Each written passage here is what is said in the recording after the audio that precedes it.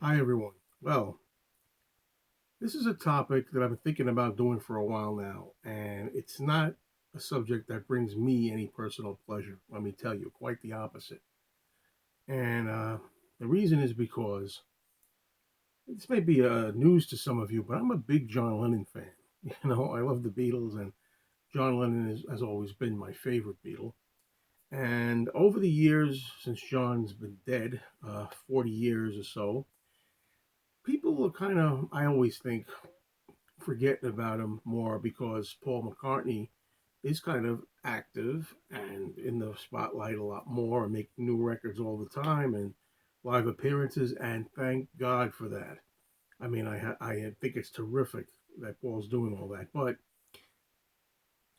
I've always said that even though I love John and even though I love the way he wrote his music, um, in a lot of ways, I think he might have been a superior lyricist. Well, I think Paul could have been a superior melodist. Paul's better at the melody, the music, and John may be better at the words. That's an old cliche that I really don't think is always fair. I mean, obviously, Paul can write great lyrics. John can write great music. They both come together as the Beatles, Lennon and McCartney, and they are the best thing that ever happened as far as pop music writing goes. But imagine my complete shock as the years have been going on when I started to discover more and more that it seems to me that when it comes to John Lennon, a lot more of his songs appear to be, I'll say appear to be, got to be very careful, appear to be nicked by other songs and other artists. That's something that really not sitting well with me, but it's a reality apparently that I have to face. Now, we could all say this happens in music. There's only a certain amount of chords you can use. People are always borrowing chords, changing different chords, borrowing from other people, tagging things on. Now, the more modern thing they do is they sample, which is a whole other story entirely. I mean, I'm not a fan of sampling, taking actual chunks of a record and putting it on a new song. That I don't go for. But I always thought that Lennon and McCartney, for the most part, were pretty original in their songs. They were influenced, of course, by a lot of other great people. But I thought when it came to their music, they pretty much did everything themselves. They were pretty original, aside from influences. All right, stop beating around the bush and get right to it. Here's some examples that I'm going to show you today of situations where I feel that John Lennon, whatever word you want to, stole, swiped, borrowed certain bits of songs. And another thing that's pretty telling to me is, again, unless I'm mistaken, and I welcome all your comments below after this, unless I'm mistaken, Paul McCartney doesn't seem to do this as much, or if Paul does this, it's not as obvious. There's very few examples where I can think of songs by Paul McCartney, mostly in his solo career, we're talking about, mostly. Beatles and solo, but mostly solo, where Paul McCartney cribs things, borrows things, swipes things from other artists. But with John, there seems to be quite a few. And now I'm going to go through a list that I made up here. I may be missing stuff. If you have any examples that I haven't thought of, please chime in and let me know. All right, first let's just go by something that happened in 1974. To John Lennon's credit, 1974 he appeared with Dennis Elsis on the now famous WNEW radio interview. It was fantastic. It's some of the best discussion ever by John. 2 hours of pure heaven for a Lennon fan. You got to hear it if you never heard that. But also, to John's credit, he brought in actual 45s from his own personal collection. He brought his own record collection, a handful of 45s, because he wanted to show the DJ, Dennis Elsis, exactly where certain Beatles songs originated and where he copied things. So, what I'm getting at there is John has never made any real attempt to hide things, really. I mean, we know there was a famous lawsuit where he was charged with copying a line from the song "You Can't Catch Me," a Chuck Berry song, "Here Come Old Flat Top," which is something that he had to deal with later on. And that was on John's rock and roll album. He recorded "You Can't Catch Me," kind of in a way to make up for it. And the whole feel of "Come Together" is a lot like "You Can't Catch Me." You could hear that on John Lennon's album, Rock and Roll, and the line all flat top. So that's one. But when John went to WNEW, he showed a few 45s and played them. Now, I'm not going to play them here. Sorry about that. I'm going to give you the titles and the artists, and if you feel so inclined, you can look on YouTube or anywhere else, and you can actually play them for yourself. For example, one of them that John brought to the studio that day in 1974 was a record called "Watch Your Step" by Bobby Parker, and he demonstrated that they've used the riffs in there, and the Beatles in various forms over the years copied that. And you can hear there's a certain similarity to the song "I Feel Fine."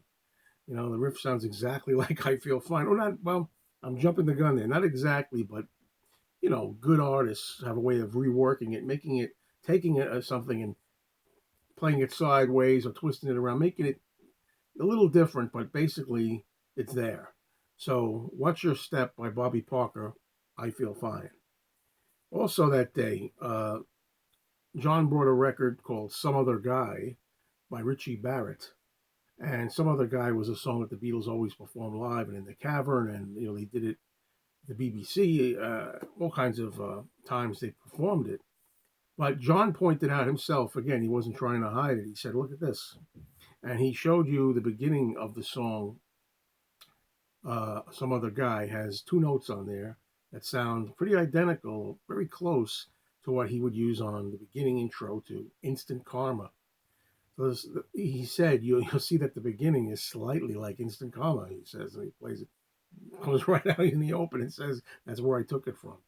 Well, all these songs that you think, might have been John has gotten influenced by other people, and influence is okay, but a swipe, I don't know about that. Okay, but it gets a little more as we go along. I mean, you can look at like certain lyrics. Like I was just thinking of the title to a song on the Walls and Bridges album, a song called "Nobody Loves You When You're Down and Out," John Lennon, a song from that album. Well, the title, anyway, is an old song that was covered by, among other people, Nina Simone, Bessie Smith, Scrapper Blackwell. It's an old song, and it's called "Nobody Knows You When You're Down and Out." Makes me think John did a little play there, switched one word. Got a title from there. I think "Nobody Loves You When You're Down and Out" is probably inspired by the title "Nobody Knows You When You're Down and Out." So that's not very original.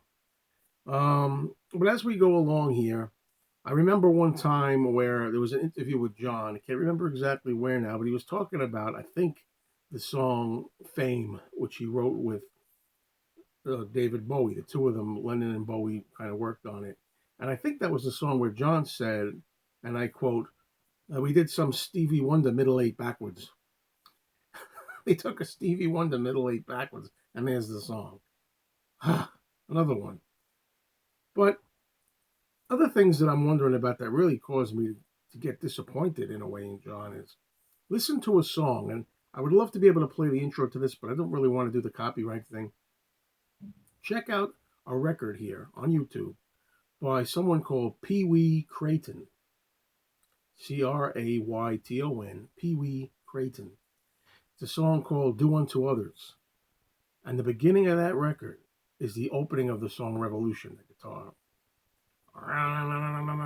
That's taken from Pee Wee Crayton. That broke my heart. I said, "John, come on, man. I thought that was an ingenious flourish. You copied it." I can't believe it. But other examples abound. One day recently, I was listening to an old Fleetwood Mac album, one of the older ones. I heard a song called "Albatross." Right away, as soon as I listened to "Albatross," it reminded me of the Abbey Road song "Sun King." Could it be? Could it be that John Lennon swiped "Albatross" for "Sun King"? Listen to it and see what you think.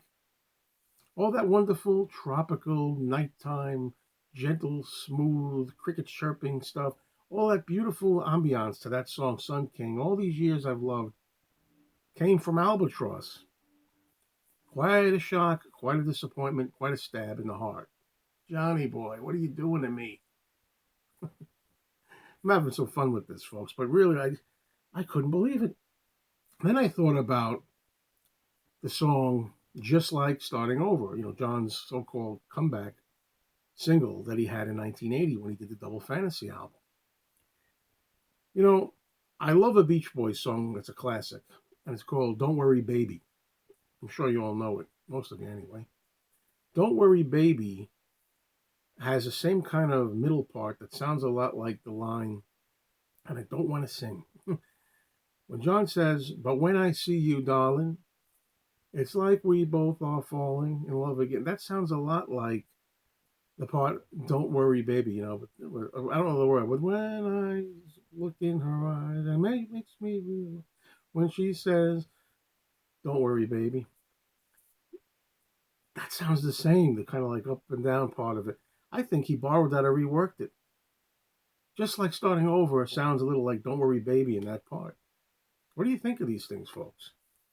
Um, there's another one that I would say is probably the last one that I can come up with for this video, and is really, to me, was the most disappointing, shocking, and I don't know, faith shattering of all these things that came out here. Is that the Mystery Train? Okay, the classic Christmas song. We hear it every year. Happy Christmas, War is Over. I thought it was a beautiful, still think it's a beautiful Christmas standard now by John. So this is Christmas. And what have you done? Another year over, and a new one just begun. It's an old folk song called Stew Ball. Stew Ball. Stewball. Stew Ball. It's done by Peter, Paul, and Mary. It was done by, I think, the Hollies. It's done by a lot of people. You can find it on YouTube. Play Stew Ball and tell me that that melody is not directly the same damn melody as Happy Christmas, War is Over.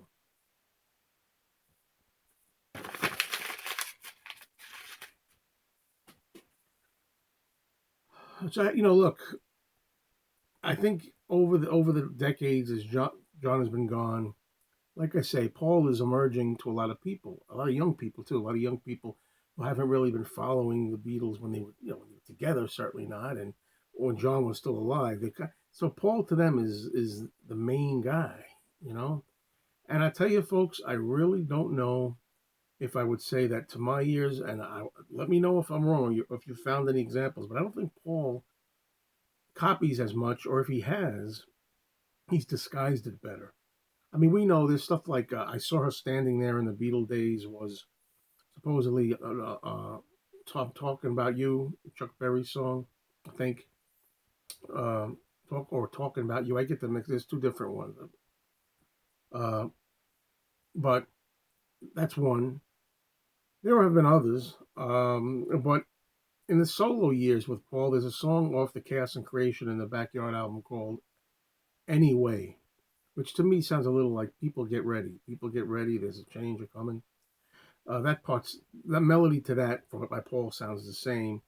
But other than that, I'm hard pressed to find anything by Paul that seems like he just nicked it from somebody else. And I digress if somebody can, you know, give me other examples that I missed. Some people have said that it's the classic Paul song "Yesterday" actually sounds something like Nat King Cole's song "Answer Me." I don't know about that. I'm not sure about that one. But I made this video because I wanted to have it out in the open. I wanted to cleanse the soul. I love John Lennon, but I'm really beginning to think that he needed more help than Paul. Cheers, everybody.